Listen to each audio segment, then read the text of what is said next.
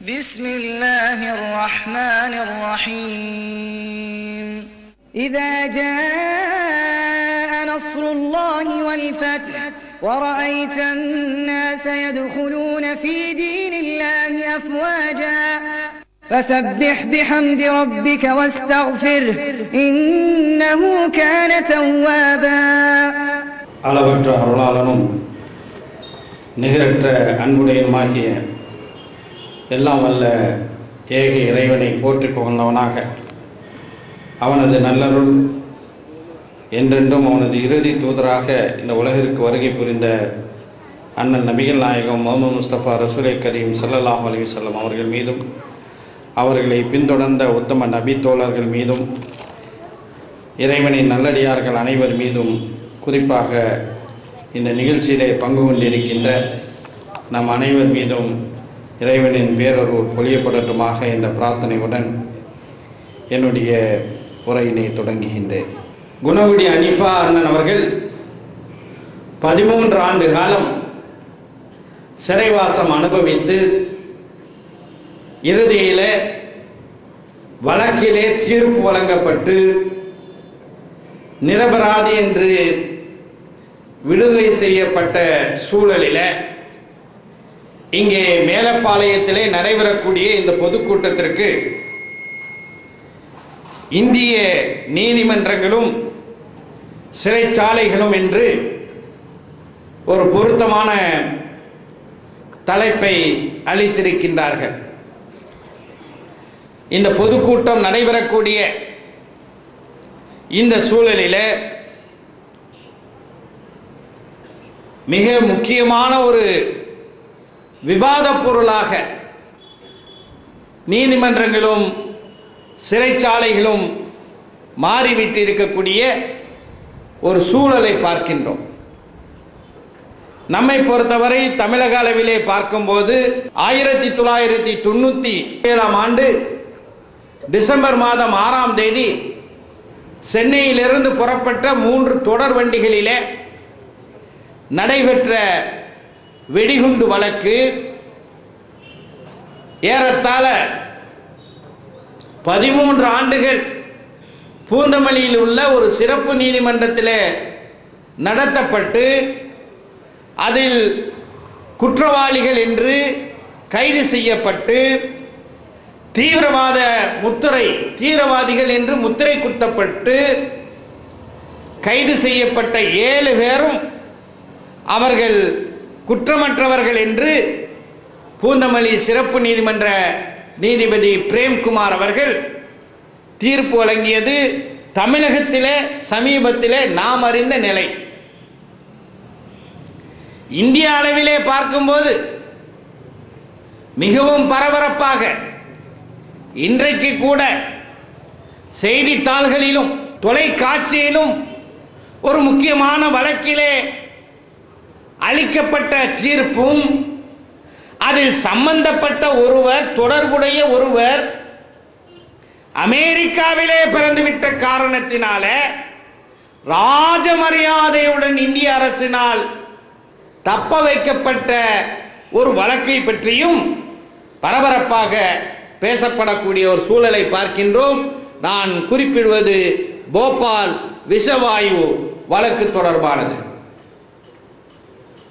அது மட்டுமல்ல, 1987 மே மாதம், சரியாக சொல்ல வேண்டும் என்றால் மே மாதம் 1987 யூபி மாநிலம் மீரட்டில் 19 முஸ்லிம் இளைஞர்கள் ப்ரொவிஷனல் ஆர்ம்டு கான்ஸ்டபிளரி பிஎஸ்சி என்று அழைக்கப்படக்கூடிய உத்தரப்பிரதேச சிறப்பு காவல்துறையினரால் வீடுகளிலிருந்து கைது செய்யப்பட்டு கங்கை கால்வாய்க்கு முன்னால் நிறுத்தப்பட்டு சுட்டுக் கொல்லப்பட்ட வழக்கு இன்றைக்கு கூட டெல்லியில தீஸ் ஹசாரி நீதிமன்றத்தில் நடக்கக்கூடிய ஒரு அவலத்தையும் நான் இங்கே குறிப்பிட வேண்டும். அது மட்டுமல்ல,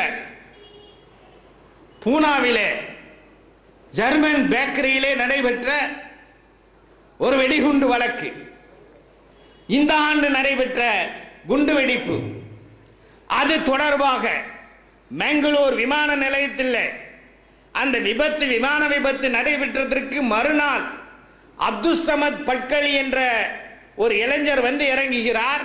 அவர் கைது செய்யப்படுகிறார். நம்முடைய மத்திய உள்துறை அமைச்சர் ப. சிதம்பரம் அவர்கள் மகாராஷ்டிர மாநில காவல்துறையையும் மங்களூர் காவல்துறையும் பாராட்டுகின்றார். என்னவென்று பாராட்டுகின்றார்? பூனாவிலே ஜெர்மன் பேக்கரியிலே நடைபெற்ற குண்டுவெடிப்பு வழக்கு தொடர்பாக உண்மை குற்றவாளிகளை 100 நாட்களுக்குள்ளே பிடித்த காவல்துறையை பாராட்டுகின்றேன் என்று சொல்லி அவர் கைது செய்யப்படுகின்றார். அவர் வழக்கிலே என்ன நடந்தது என்பதை பற்றியும் இங்கே மேலப்பாளையத்தில் நாம் இந்த தலைப்பில் பேசுவது பொருத்தமாக இருக்கும் என்று கருதுகின்றேன். அது மட்டுமல்ல அருமை சகோதரர்களே, தென்காசியில, நம்முடைய தென்காசியில குடியரசு தினத்திற்கு ஒரு நாள் முன்பு RSS அலுவலகத்திலும் புதிய பேருந்து நிலையத்திலும் குண்டு வெடிக்கின்றது. அப்போது தென்மண்டல காவல்துறை தலைவராக இருந்த சஞ்சீவ் குமார் அவர்களுடைய தலைமையில், திருநெல்வேலி சரக துணை காவல் தலைவராக இருந்த கண்ணப்பன் அவர்கள் தலைமையில் ஒரு புலன் விசாரணை நடத்தப்பட்டு இந்த குண்டுவெடிப்புக்கு காரணம் முஸ்லிம் தீவிரவாதிகள் என்று சொல்லி ராமகோபாலன் வகைராக்கள் தமிழகத்தினுடைய பல்வேறு பகுதிகளிலே ஆர்ப்பாட்டங்களும் போராட்டங்களும் நடத்தி கொண்டிருந்த வேளையில் இல்லை இல்லை, இதை செய்தவர்கள் 6 பேர், அத்துணை பேரும் சங் பரிவார் பயங்கரவாதிகள் என்று அவர்களுடைய முகத்துறையை சஞ்சீவ் குமார் அவர்களும் கண்ணப்பன் அவர்களும் கிழித்ததை மறக்க முடியாது. அந்த நேரத்தில் அவர்கள் அளித்த பேட்டி அதுதான் மிக முக்கியமானது. என்ன சொன்னார்கள் என்றால், ஹைதராபாத்திலே மக்கா மஸ்ஜிதிலே நடைபெற்று இருக்கக்கூடிய குண்டுவெடிப்புக்கும் இங்கே தென்காசியிலே நடைபெற்று இருக்கக்கூடிய குண்டுவெடிப்புக்கும் நடத்தப்பட்ட முறையிலே பல ஒற்றுமைகள் இருக்கின்றது என்று சொன்னார்கள். மக்கா மஸ்ஜித் வழக்கில் 6 முஸ்லிம் இளைஞர்கள் கைது செய்யப்பட்ட ஒரு விவகாரம், அதையும் இந்த தலைப்பின் கீழே சுட்டிக்காட்டுவது பொருத்தமாக இருக்கும் என்று நினைக்கின்றேன். அருமை சகோதரர்களே, முதலாவதாக போபாலை எடுத்துக்கொள்வோம். அதற்கு முன்பாக ஒன்றை மிக தெளிவாக நான் இங்கே எடுத்துச் சொல்ல விரும்புகின்றேன். இன்று நாம் தமிழகத்திலே பார்த்தோம் என்றால் ஏராளமான அமைப்புகள், அரசியல் கட்சிகள் அன்றாடம் உழைக்கக்கூடிய ஒரு சூழலை பார்க்கின்றோம். மிக மலிவான உணர்ச்சிகளை கொப்பளிக்க வைத்துவிட்டு அதனுடைய விளைவுகளை பற்றி எல்லாம் எண்ணி பார்க்காமல் சில நேரங்களை தங்களை சீக்ரெட் அமைப்பு என்ற போர்வையிலே உலா வந்துவிட்டு பிறகு தாங்கள் மிகப்பெரிய கொள்கை என்று சொன்னதெல்லாம் தடமாறியவர்களையும் நாம் பார்த்து வருகின்றோம்.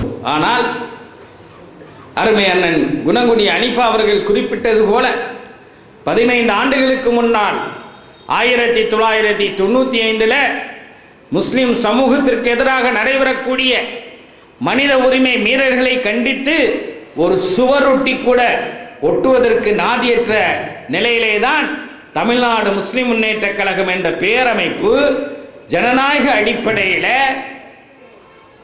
இந்தியாவினுடைய அரசியல் சாசன சட்டத்திற்கு உட்பட்டு அறிவார்ந்த முறையில் உரிமைகளை கோருவதற்கு முன்வந்தது என்பதை இங்கே சுட்டிக்காட்ட விரும்புகின்றேன்.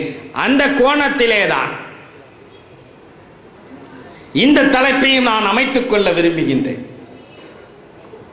மனிதநேய மக்கள் கட்சியை பொறுத்தவரை இந்த நாட்டிலே தூய்மையான அரசியல் இருக்க வேண்டும், லஞ்ச லாவணியமற்ற அரசியல் இருக்க வேண்டும் என்று போராடுவதற்காக, அதனை நிலைநாட்டுவதற்காக இந்த கட்சி தொடங்கப்பட்ட அதே சூழலில் அனைத்து வகையான மனித உரிமை மீறல்களுக்கும் சட்டமேற்றக்கூடிய அவைகளிலே, அது நாடாளுமன்றமாக இருந்தாலும், சட்டமன்றமாக இருந்தாலும், உள்ளாட்சி மன்றமாக இருந்தாலும், அத்தகைய சொந்த காலிலே சுய முகவரியுடன் இரவல் சின்னத்திலே போட்டியிட்டு வேறொரு கட்சியிலே கலந்துவிட்டு அனிஃபா அண்ணவன் அவர்கள் குறிப்பிட்டது போல அந்த கட்சியினுடைய குரடாவிடம் பிச்சை கேட்கக்கூடிய ஒரு நிலையிலே இல்லாமல் இந்திய சமூக மக்களை பாதிக்கக்கூடிய ஒவ்வொரு பிரச்சனைக்கும் ஆணித்தரமாக ஆதாரபூர்வமாக உரிமைகளை எழுப்பக்கூடிய குரல் சட்டமேற்றக்கூடிய அவைகளிலே இடம்பெற வேண்டும் என்பதும் மனிதநேய மக்கள் கட்சியினுடைய முக்கியமான நோக்கமாக இருக்கின்றது. அருமை சகோதரர்களே, 1984 ஆண்டு டிசம்பர் மாதம் 2ஆம் தேதி அந்த தினத்தை நினைக்கும் போது எனக்கும் அந்த நாளுக்கும் இடையிலே கூட ஒரு தொடர்பு உண்டு. ஏனென்றால் அதற்கு ஒரு தினத்திற்கு முன்புதான், ஏன் இன்னும் சொல்ல வேண்டும் என்றால் அந்த டிசம்பர் 2ஆம் தேதி இரவு போபாலிலே, மத்திய பிரதேசத்தினுடைய தலைநகரான போபாலிலே அமைந்திருக்கக்கூடிய யூனியன் கார்பைட் தொழிற்சாலையிலிருந்து மிட்டைல் ஐசோசைனைட் என்று சொல்லப்படக்கூடிய மிக் என்று சுருக்கமாக சொல்லக்கூடிய விஷவாயு வெளியே வந்து அந்த போபால் ரயில் நிலையத்திலே இருந்த ஸ்டேஷன் மாஸ்டர் உள்பட நிலைய அலுவலர் உள்பட பல பேரையும் கொள்வதற்கு சில மணி நேரங்களுக்கு முன்புதான் டெல்லியில இந்திய மாணவர் இஸ்லாமிய இயக்கத்தினுடைய தலைமை ஆலோசனை குழு கூட்டத்தில் பங்கு கொண்டு விட்டு அதே வழியாக தான் நான் சென்னை திரும்பிக் கொண்டிருந்தேன் ரயிலில். அந்த இரவுதான் இந்த மிகப்பெரிய விபத்து ஏற்பட்டு மித்தாயில் ஐசோசைனைட் என்று சொல்லக்கூடிய அந்த மிக் விஷவாயு கசிந்து அது உடனடியாக 5000 மக்களுடைய உயிர்களை குடித்து அதற்கு பிறகு இன்னும் செல்ல செல்ல சுமார் 25,000 மக்களை குடித்ததோடு மட்டுமல்லாமல் எப்படி 2ஆம் உலகப் போரின் போது ஹீரோஷிமாவிலும் நாகாசாகியிலும் அமெரிக்கர்கள் வீசிய அணுகுண்டினுடைய விளைவுகள் இன்றும் கூட அந்த பகுதியிலே வாழக்கூடிய மக்களை பாதிக்கின்றதோ அதுபோன்று போபாலிலே இன்றும் பிறக்கக்கூடிய குழந்தைகளுக்கு அந்த பாதிப்புகள் ஏற்படக்கூடிய மிகப்பெரிய பயங்கரவாத செயல் நடைபெற்றது. மனிதர்களால் உருவாக்கப்பட்ட நாசங்களிலே, மேன்மேட் டிசாஸ்டர்ஸ் என்று ஆங்கிலத்திலே சொல்வார்கள், மனிதர்களால் உருவாக்கப்பட்ட பேரழிவுகளிலே சென்ற நூற்றாண்டிலே நடைபெற்ற மிக மோசமான பேரழிவாக போபால் விஷவாயு வழக்கு அமைந்திருக்கின்றது. செப்டம்பர் 11, 2001 அமெரிக்காவிலே இரட்டை கோபுரத்தின் மீது தாக்குதல் நடத்தப்பட்டது. அதில் ஏற்பட்ட இழப்புகளை விட பன்மடங்கு அதிகமான இழப்பு போபாலிலே ஏற்பட்டது. அதே அமெரிக்காவில் லவ் கேனல் என்ற ஒரு இடத்தில் இது போன்ற தொழிற்சாலைகளினுடைய விஷம் வாய்ந்த ரசாயனங்களின் காரணமாக மக்கள் பாதிக்கப்பட்டார்கள். 50 இருந்து தொடங்கி 70 வரை லவ் கேனல் என்ற அந்த பகுதியில் நயகரா வீழ்ச்சிக்கு அருகே இருக்கக்கூடிய லவ் கேனல் என்ற அந்த பகுதியிலே ஏற்பட்ட அந்த விபரீதத்தினால் பல்லாயிரக்கணக்கான மக்கள் பாதிக்கப்பட்டார்கள். அதைவிட மோசமான பாதிப்பு போபாலிலே நடைபெற்ற பாதிப்பு. நியாயமாக என்ன நடந்திருக்க வேண்டும்? இந்த விஷவாயுவை கசிய வைத்து 1,000 மக்களை கொன்று குவித்த அந்த யூனியன் கார்பைட் நிறுவனத்தினுடைய தலைவராக இருந்த அமெரிக்கர் வேரன் ஆண்டர்சனும் அதனுடைய இந்திய தலைவராக இருந்த கேஷவ் மகேந்திராவும் இன்னும் பலரும் கைது செய்யப்பட்டு சிறையிலே அடைக்கப்பட்டிருக்க வேண்டும். கைது செய்யப்பட்டார்கள். டிசம்பர் 7ஆம் தேதி விபத்து நடந்தது. டிசம்பர் 2ஆம் தேதி ஆண்டர்சன் கைது செய்யப்பட்டு டெல்லிக்கு கொண்டு வந்து அவர் பத்திரமாக இந்தியாவிலிருந்து அமெரிக்காவுக்கு அனுப்பி வைக்கப்படுகிறார். கைது செய்யப்பட்ட கேஷவ் மகேந்திரா போன்றவர்கள் எல்லாம் சில காலத்திலே விடுதலை செய்யப்படக்கூடிய ஒரு சூழ்நிலையை பார்க்கின்றோம். இந்த வழக்கு 1984ஆம் ஆண்டு தொடங்கி 26 ஆண்டுகள் நடைபெற்று சமீபத்தில் தீர்ப்பு வழங்கப்பட்டிருக்கின்றது. என்ன தீர்ப்பு என்று உங்களுக்கு தெரியும். 7 பேருக்கு 2 ஆண்டு ஜெயிலுன்னு சொல்லி 2 ஆண்டு சிறை தண்டனை என்று சொல்லி அந்த சிறை தண்டனை பெற்றவர்கள் உடனடியாக 25,000 ரூபாய் ஜாமீன்ல உடனே விடுதலை செய்யப்பட்டார்கள். 25,000 மக்களை கொன்று குவித்த யூனியன் கார்பைடு நிறுவனத்திற்கு வெறுமனே 25 லட்சம் ரூபாய் அபராதம் என்ற ஒரு நிலை ஏற்பட்டது. ஏன் இந்த அவலம்? இதுதான் நாம் சிந்தித்து பார்க்க வேண்டியது. போபால் மத்திய பிரதேச தலைநகரமான அந்த போபாலில விஷவாயு பேரழிவின் காரணமாக பெரும்பகுதியாக பாதிக்கப்பட்டவர்கள் வரக்கூடிய ஒரு புதிய தமிழ் மாத இதழ் வெளிவரவிருக்கின்றது. சமுதாய ஒற்றுமை என்ற பெயரில் அதில் டாக்டர் புகழேந்தி மருத்துவர் ஒரு கட்டுரை எழுதியிருக்கின்றார். அவர் தன்னுடைய கட்டுரையில் சொல்றார், இந்த போபால் விஷவாயு முன்னால் பாதிக்கப்பட்ட மக்களில் 90% 90% 90% முஸ்லிம்கள். இவ்வளவு பெரிய பேரழிவு இந்தியாவிலே நடைபெற்ற மிக மோசமான இண்டஸ்ட்ரியல் டிசாஸ்டர், தொழிற்சாலை பேரழிவு, அதை வெறுமனே சாலை விபத்து போன்று இந்திய நீதிமன்றங்கள் மாற்றி இருக்கக்கூடிய ஒரு அவலத்தை பார்க்கின்றோம். நிச்சயமாக வகுப்புவாதத்தை போதிக்கக்கூடிய ஒரு கட்சி அல்ல மனிதநேய மக்கள் கட்சி. எப்படி இந்த நிலை ஏற்பட்டது? 80% போபால் விஷவாயுவினால் பாதிக்கப்பட்டவர்கள் முஸ்லிம்கள். அந்த பாதிப்புக்கு எத்தகைய தண்டனை கொடுக்க வேண்டும் என்ற ஒரு வழக்கு உச்ச நீதிமன்றத்திலே வருகின்றது. அப்படி அந்த வழக்கு வரும்போது அதை விசாரிக்கக்கூடிய அந்த உச்ச நீதிமன்றத்தினுடைய தலைமை நீதிபதி யார் தெரியுமா? AM அகமதி என்ற ஒரு முஸ்லிம் தான் தலைமை நீதிபதியாக இருக்கின்றார். அப்போ இந்த வழக்கில் மக்களை பேரழிவை ஏற்படுத்தி மக்களை கொன்று குவித்தார்கள் என்ற அடிப்படையிலே வழக்கு தொடுக்கப்பட்டது. ஆனால் இந்தியாவினுடைய உச்ச நீதிமன்றம் சில நேரங்களிலே நம்முடைய புளியங்குடி செய்தலி அவர்கள் குறிப்பிட்டது போல அது உச்சிக்குடிமை மன்றமாக மாறக்கூடிய ஒரு சூழ்நிலையில அந்த சீட்ல உட்கார்றவங்களும் கூட நீதி, நேர்மை, நியாயம், சமுதாயத்தை பார்க்க வேண்டாம்.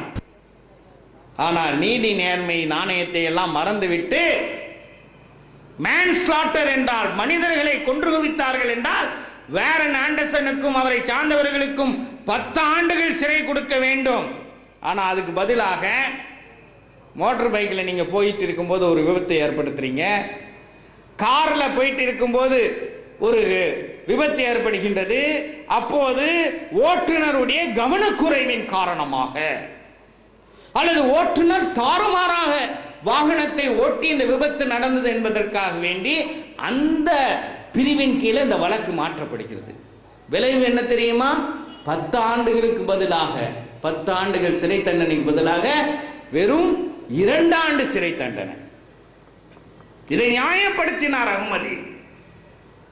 என்ன சொன்னார்னா, நான் கார்ல போயிட்டு இருக்கிறேன், எனக்கு சொந்தமான கார் என்னுடைய ஓட்டுநர் ஓட்டுகின்றான், கவனக்குறைவின் காரணமாக ஓட்டுநர் ஒரு விபத்தை ஏற்படுத்துகின்றான், அதிலே ஒருவர் இறந்து விட்டார் என்பதற்காக வேண்டி என் ஓட்டுநர் கவனக்குறைவாக ஓட்டினார் என்பதற்காக ஓட்டுநர் மீதுதான வழக்கு போட முடியும். ஏன் மேல வழக்கு போட்டால் அது எப்படி தவறோ அது போன்றுதான் யூனியன் கார்பைடு நிறுவனத்தினர் மீது இந்த குற்றத்தை சுமத்தி அவர்கள் மீது கடுமையான பிரிவுகளின் கீழே நடவடிக்கை எடுப்பது தவறு என்று சொன்னார். அதுக்கு பதிலளித்தார் ஒரு மனித உரிமை போராளி. என்ன பதிலளித்தார் தெரியுமா? ரொம்ப அருமையான உதாரணம் தான் மிஸ்டர் அகமதி. ஆனால் பிரேக்கே இல்லாத காரை தயாரித்து அதை டிரைவர்கிட்ட கொடுத்து ஓட்ட வச்சா அப்போ அந்த காரனுடைய உரிமையாளருக்கும் அதனுடைய தயாரிப்பாளரும் குற்றவாளி இல்லையான்னு திரும்பி கேட்டார். இல்லை வேடிக்கை என்னன்னா, இந்த போபால் யூனியன் கார்பைடு நிறுவனம் மக்கள் மீது கரிசனம் காட்டி அதில் பாதிக்கப்படுபவர்களுக்கு சிகிச்சை அளிப்பதற்காக வேண்டிய ஒரு மருத்துவமனையை உண்டாக்கி அந்த மருத்துவமனைக்கு தலைவர் யாருன்னா இந்த அகமதி தான். எவ்வளவு பெரிய ஆட்கள்! அந்த மருத்துவமனையாவது பாதிக்கப்பட்ட அந்த ஏழை வாழை மக்களுக்கு சிகிச்சை அளிக்கக்கூடிய மருத்துவமனையாக இருக்கின்றதா என்றால், ஹெட்லைன்ஸ் டுடே என்ற தொலைக்காட்சியில ஹரீந்தர் பவேஜா என்ற அதனுடைய தலைமை செய்தியாளர் அழகாக ஒரு ஆவண படத்தை தயாரித்து ஒளிபரப்பினார். அது நம்முடைய தமிழ்நாட்டில் இருக்கிறது போன்ற அப்போலோ மருத்துவமனை போன்று பணக்காரர்களுக்கு மட்டும் போகக்கூடிய மருத்துவமனையாக மாற்றப்பட்டிருக்கு. இந்த நேரத்தில் அருமை சகோதரர்களே, இந்த விபத்து, இந்த பேரழிவு அமெரிக்காவில் நடந்திருந்தால் என்ன நடைபெற்றிருக்கும் அதையும் சுட்டிக்காட்ட விரும்புகிறேன். ஏன்னா இந்த யூனியன் கார்பைடு நிறுவனம் ஒரு அமெரிக்க நிறுவனம். அமெரிக்கா ஏகாதிபத்தியத்துக்கு ஆதரவாக எப்படியெல்லாம் இந்திய அரசு, அது காங்கிரஸ் அரசாக இருந்தாலும் சரி, பாஜக அரசாக இருந்தாலும் சரி, எப்படியெல்லாம் வளைந்து கொடுத்து வருகின்றார்கள் என்பதற்கான எடுத்துக்காட்டு தான். யூனியன் கார்பைடு நிறுவன பேரழிவு தொடர்பாக பாஜகவுக்கு காங்கிரஸை குற்றம் சாட்டுவதற்கு எந்த யோகியதையும் இல்லை. காங்கிரஸையும் பாஜகவையும் இது தொடர்பாக கேள்வி கேட்பதற்கான யோகியதை இருக்கின்றது என்றால் அது நம்மை போன்ற மனிதநேய மக்கள் கட்சிக்கு தான் இருக்கின்றது. இந்த ஆண்டு அமெரிக்காவில் மிகப்பெரிய பிரிட்டிஷ் இங்கிலாந்தினுடைய பெட்ரோலிய நிறுவனமான பிரிட்டிஷ் பெட்ரோலியம் என்ற நிறுவனத்தில் ஒரு விபத்து ஏற்பட்டு பெட்ரோலிய எண்ணெய் கசிந்து மிகப்பெரிய பேரழிவுகளை ஏற்படுத்துகின்றது. இதை பற்றி அமெரிக்க அதிபர் ஒபாமா என்ன சொன்னார் தெரியுமா? As far as I am concerned, British Petroleum is responsible for this horrific disaster. இந்த மிக பெரும் பேரழிவுக்கு பிரிட்டிஷ் பெட்ரோலியம் தான் காரணம் என்று நான் முழுமையாக குற்றம் சாட்டுகின்றேன். And we will hold them fully accountable on behalf of US. We will demand that they pay every dime and down for damage they have done என்று சொல்கின்றார். காங்கிரஸ் ஆட்சி, அதுக்கு பிறகு பிஜேபி ஆட்சிக்கு வந்துச்சு. இந்த பேரழிவுக்கு காரணமான பயங்கரவாதி வேரன் ஹாண்டர்சனை இன்னைக்கு வரைக்கும் இந்தியாவுக்கு கொண்டு வந்து நீதிமன்றத்துக்கு முன்னால் நிறுத்தி தண்டனை கொடுப்பதற்கு யோக்கியமற்ற நிலை என்றால் இதெல்லாம் நாடாளுமன்றத்திலே பேசப்பட வேண்டுமா வேண்டாமா? அரசாங்கத்தை ஆட்டி படைக்க வேண்டாமா வேண்டாமா? இந்த மாபெரும் தவறுகளுக்காக அரசுகள் பதில் சொல்லி ஆக வேண்டுமா வேண்டாம்? இதுல மிகப்பெரிய வேடிக்கை இந்திய நீதிமன்றங்கள் சொல்லியிருக்காங்க. இந்த போபால் விஷவாயு வழக்கு தொடர்பாக அமெரிக்காவிலே ஒரு வழக்கு தொடுக்கப்படுகின்றது. அமெரிக்காவிலே இந்த வழக்கு விசாரிக்கப்பட வேண்டும் என்று ஒரு வழக்கு தொடுக்கப்படுகின்றது. அந்த வழக்கிலே இந்தியர்களின் சார்பாக மார்க் காலண்டர் என்பவர் ஆஜராகின்றார். அவர் சொல்கின்றார், இந்தியாவிலே இந்த வழக்கு நடைபெற்றால் இதனால் பாதிக்கப்பட்ட மக்களுக்கு உரிய நிவாரணமும் உரிய பாதுகாப்பும் கிடைக்காது. எனவே இது அமெரிக்க நீதிமன்றத்திலே தான் இந்த வழக்கு நடைபெற வேண்டும் என்று சொல்லும் போது இந்தியாவின் மிகப்பெரிய சட்டமேடை என்று பாராட்டப்படக்கூடிய நானி பால்கிவாலா அவர் அமெரிக்க யூனியன் கார்பைடு நிறுவனத்தின் ஆதரவாக அந்த வழக்கிலே தோன்றி என்ன சொல்கின்றார் என்றால், இந்திய நீதி பரிபாலனத்தில் தாமதம் ஏற்படுத்துவது நியாயம்தான், ஆனால் நிச்சயமாக போபால் விஷவாயு வழக்கு சாதாரண வழக்காக கருதப்பட மாட்டாது. அதில் நாங்கள் சரியான நீதியை இந்திய நீதிமன்றம் தரும் என்று பல்கிவாலா குறிப்பிடுகின்றார். 100% உயர் சாதியினர் போபாலிலே பாதிக்கப்பட்டிருந்தால் ஒருவேளை அந்த வழக்கில் விரைந்து தீர்ப்பு வழங்கப்பட்டிருக்கலாம். பாதிக்கப்பட்டவர்களில் 90% மேலப்பட்டவர்கள் இந்தியாவினுடைய சிறுபான்மை சமூகத்தைச் சேர்ந்த முஸ்லிம்கள் என்பதின் காரணமாக அந்த நீதி மறுக்கப்படுகிறது. பால்கிவாலாவினுடைய ஆர்கியூமெண்ட்டை, விவாதத்தை ஏற்றுக்கொண்டு அந்த அமெரிக்க மாவட்ட நீதிமன்றம் இந்த வழக்கு இந்தியாவிலே நடக்கட்டும்னு தள்ளி போட்டாங்க. 1880 கோடி ரூபாய் நஷ்ட ஈடாக அன்று அறிவித்தார்கள். இது பாதிக்கப்பட்டது 25,000க்கு மேற்பட்ட மக்கள். இது நஷ்ட ஈடே இல்லாத ஒரு சூழ்நிலையில் இந்த தீர்ப்பு வழங்கப்பட்டிருக்கின்றது.